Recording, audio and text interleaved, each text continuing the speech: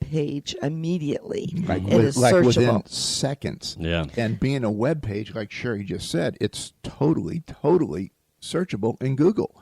And you'll see a lot of individual tweets that sit out there in Google when you're looking at certain subjects. You know, we recently had a few politicians that ran into that situation. Right. Don't want to go terribly negative, but it's there forever, and they can't delete it. Well, on that note, too, I noticed, and I even said it to some folks, unless they were completely secure in their beliefs, because, funny things about beliefs, they're yours, right? Not everyone necessarily agrees, and 99% of the stuff that's out there is opinion.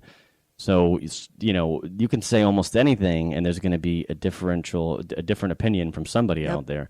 So I saw people lose their mind during this election over social media to a degree, and, I'm not getting into it. I'm just saying you want to be careful about that. And, the hard part about social media is there used to be these conversations that you'd have in your own home, and that's where they would stay, or among your elite group of friends.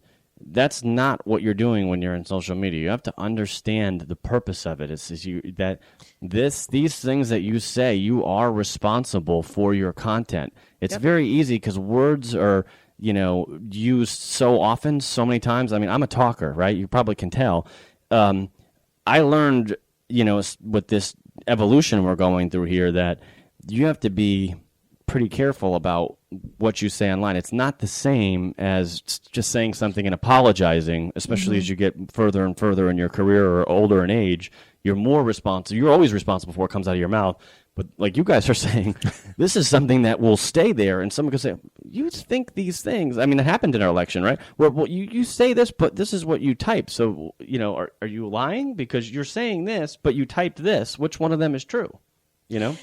I actually associate social media today as our new water cooler. We're in the office. When I first started working, we all gathered around the water cooler, before the start of the day or during break time or after lunch, and we had a little conversation. And we always knew in that office environment, we were very careful because there were so many diverse people in their opinions. You didn't want to get started in any drama because you had to work with these people. So you wanted to be true to yourself, and I find the best way to be true to yourself is to make sure that you are clear and concise with your message. But that doesn't mean you have to go out and give every opinion about everything, which is going to cause an uprising. So I'm very careful about what I say as well. People that know me, they know where I stand on what I stand on. I am very open about my Christian belief because this is how I base my company. My whole company is based on how I serve people, and it's done, through my Lord Jesus Christ. And I state that very openly, and not to be offensive to anyone. I'm very fair to everyone. I believe we all have our own God that we look to, but I am very careful on not preaching that to people. Yeah, that makes sense. Yeah, I think telling what your opinion is, which is a lot of what we're sharing here. Hey, this is my opinion. This is your thought, right? Not everyone's going to agree with it, but at the same time, hopefully, it provides some value to those that may agree or hey, I haven't thought of that. At the same time, there's 2 billion people that agree with you, so there's different folks that believe different things in different categories. Who knows? Most definitely. Well, another thought I had, and I'm often asked this because I do work with a lot of individuals on LinkedIn. And, I've heard some amazing stories how LinkedIn has really led them to their next job. We have some stories where it has led us to some great speaking engagements. But if someone is currently employed and they want to change careers, how do they do that effectively on social media? What would your recommendation be that they do? Call me. There you go. We'll give out your information. How can they get in touch with you? Well, since we're on that, I'll say that. So, you can check out our services at vaco.com. That's V as in victory, A as in apple, C as in Charlie, O. That's our kind of global website. My office is in Orlando, so our website is vacoorlando.com. My email is just my first initial last name, tlesnick@vaco.com, or you can call our office in Maitland. It's 321-445-2100, and we'll be glad to help you. But For some reason, I already forgot your question, but I actually now I just remembered it. Doesn't that happen all the time? It's hard to give a commercial. Basically, they want to find a job, but they have to be very careful Yeah, well, because they're currently employed. Totally. So I think there's a lot of mistakes that happen in this area. I think people immediately go online and immediately just upload their resume to Career Builder, and then they start sending their resume all over town and hoping to hear from someone. A couple of weeks can go by of doing that type of activity, and you might not hear anything, and people will, your network will say, how's the job search going? Oh my God, I'm exhausted. I've been sending resumes out every day all over the place. And to me, that's actually not the effort. The internet to a degree is actually hurt the hiring process and hurt your, process because of finding a position. So, this is a segue to your question. I think the first thing you need to do is talk to your sphere of influence, your people that are closest to you, and get a gut check. A job change, whether you're fired or you're leaving or you're downsized, is an opportunity for you to reflect on your path, right?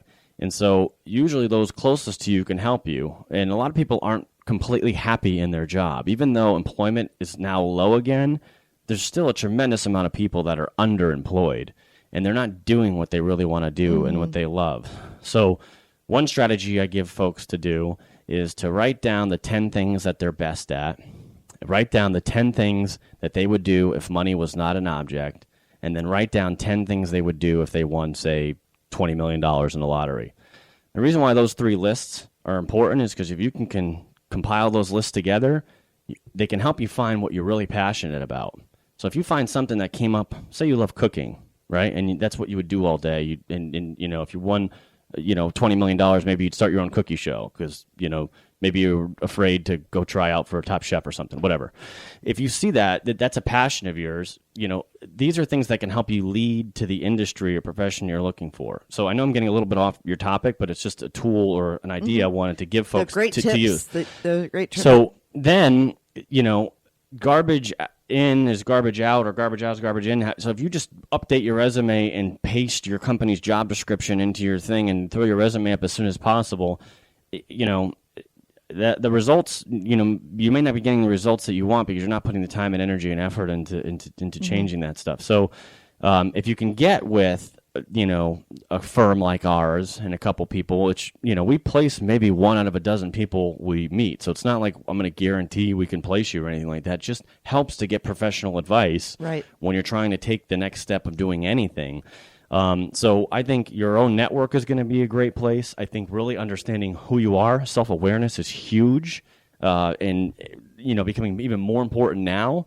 Because if you know who you are and what you stand for and what you are about, that's going to be congruent and consistent throughout your message, right? And so once you've done that, then you might want to start putting some things on social media to make a change, right? I think it's better if you're seeking out those opportunities than broadcasting it like a blast email, to everyone to see, because frankly, I want to talk to someone that no one knows about.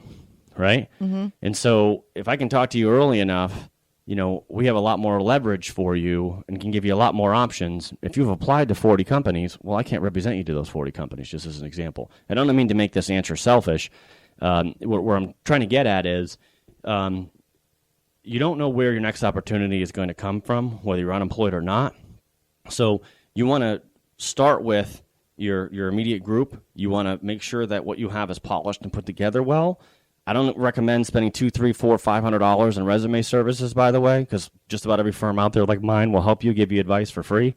You can search a lot of this stuff on the internet, right? You just go on Google and great resumes, bad resumes, and you just type it in there. And a lot of the great resumes are doing exactly what I said. They're easy to read. They're accomplishment driven. They're short, and they tell people what they do and when they did it. What they did while they were there. Sorry, I'm talking really fast. I think it's because there's a stopwatch, and I know our timeline is. Well, the resume is just like going back to the dating app. It's a teaser, right? Like you say, you want the phone to ring, or you want to get an email to take you to the next step. So you have to look at it like that. And I thought that was a very brilliant analogy to to our audience to listen to. And I liked where you're going with this, is because what you're saying is, yes, social media, if someone is looking for someone like you to fill a position, what they see out there is going to be the first impression of you. But if you're actively seeking a position, it's not just having that image. You do yourself have to take action. And we can't forget the face-to-face networking either.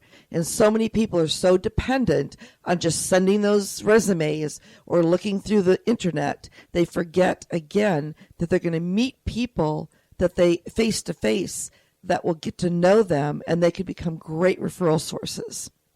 Absolutely. And I think your network is the number one way. Really, our clients are paying for Vaco's network. It's an indirect way of looking at what we're doing, and then our expertise. And then, so if you're in our network, you're a part of that. There's a question that popped up. I don't know if that's from one of the listeners, but it says, does your company use word search in the resume? So, so we have a couple different processes. You know, like I said, we've built a database over many years, and how the database is created by interviewing hundreds of candidates in each of our office, probably 50 to 100 a week per office, right, depending on the volume of that week. And we build a profile for these people. So I might not have something for you individually that given day, but your search starts proactively from the day that I met you into the future. Now, if I never talk to you again, which I'm going to get to in a minute, your follow-up and using the communication is critical to that, meaning some people will send their resume into an opportunity or to a firm like mine, and then they might complain 2 weeks later, hey, I never heard from them. I think people are afraid of the phone, right? So just because I'm on it, I'm going to say it for a minute. You know, it's really important that you know how to use the proper communication. Make sure the resume was received is a fine thing to do. Following up that it was, you would be surprised the number of people that don't do that, right? So I know I'm off the question. No, but you stand out when you do that too. Yeah, it's just, hey, I'm just going to make sure that my resume got through. If you went in through your network, you're going to already know, right? And, you know, to touch on that, what I mean by going through your network as opposed to just sending your resume out, if your next door neighbor works at Universal Studios, and you'd always want to work at Universal Studios, and let's say he's in IT, but you want a job in marketing. Well, if the IT director is your neighbor and you have a good relationship and you're able to have your nice polished resume and give it to him, say, if anything comes up at Universal, can you help me? The IT manager says, oh, we have something in marketing for you, Jim, and walks your resume into the marketing department. Jim's the IT director. You're going to get called. And so you have to be ready to talk and communicate about your background, your resume right then and there. So, but to answer the question on that, those are tips along the way. But yes, we use word search because if I've interviewed that many people and tomorrow my client needs someone with Angular JavaScript, for example, it's something from Google, it's a programming tool, and it's been popular in the last 2 years. And, you know, it should be on their resume or potentially in their notes. And I can't think off the top of my head who I talked to very recently because our minds can only remember so much. We plug that in. We find, oh, we've interviewed 300 people in the last 6 months that have this tool. And we'll send them either a quick email or call them literally one by one or look through that list and maybe try to narrow it down. So, yeah, we use keyword searches on resumes to narrow down the pool, because it's physically impossible if you're trying to fill a job as fast as possible in a couple of days to call, well, not impossible, but you're not going to call thousands of people. Yep. The reality is you want to narrow down your list and call, a half a dozen or a dozen or more or so, or less. Well, that's great why information. Your resume needs to be rememberable. Totally. That's why it needs to have what you've done on there. It's got to imprint in your mind where, like you said, something happens for the next 2 weeks.